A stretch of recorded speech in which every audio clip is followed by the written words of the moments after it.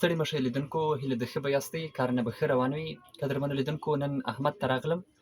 احمد په پکتیا کې یو دغسې مرکز فعاله کړی دی چې بېلابېل انټرنیټي خدمات وړاندې کوي. د هغو له برخې څخه یو په ټیک ټاک او فیسبوک کې د خارجي اکاونټونو جوړول دي چې هغه د لیدونکو په ډېرښت او مثلا هغه د عاید په ترلاسه کولو کې یو ډول مرسته کوي.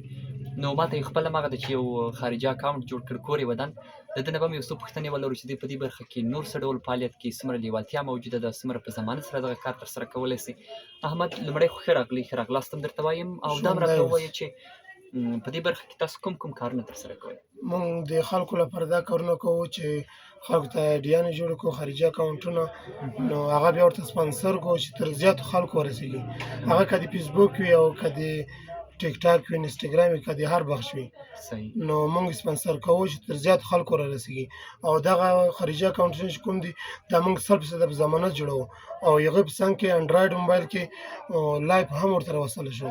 که څه هم دا له افغانستان کې لایف بند ده، خو مونږ یې په انډرایډ موبایل کې ورته راوستلی شو. ډېره مننه. د دغو اکاونټونو هغه د سکیورټي برخه کې، د امنیت په برخه کې څه ډول یو ډاډ موجود د خلکو؟ دا به انشاءالله 100% په ضمانت وي. صحیح، سمه ده. نو هغه لیوالتیا شته؟ دلته خلک دغه کار کوي که نه؟ دلته اوس د ما څه وخت کېږي بله کړې ده، اندازه 2 میاشتې کېږي. د خلکو لیوالتیا خو بیخي زیاته ده.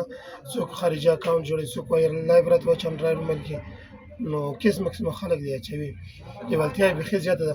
او دا خارجي اکاونټونه داسې دي چې د کوم لایف زه ورته پله کوم، او UK اکاونټ ده، مثال کاناډا اکاونټ ده، فرانس اکاونټ ده، د بیا زه وروسته ورته منیټایز کوم، د نه دی عاید هم ترلاسه کولی شي.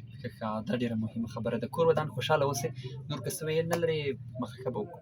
نو له ټولو دا غواړم که غواړي چې په خپل موبایل کې خارجي اکاونټ ولري او انډرایډ موبایل کې لایف ولکړي، نو دلته راتلی شي 100% په ضمانت. ډېره مننه. کور ودان.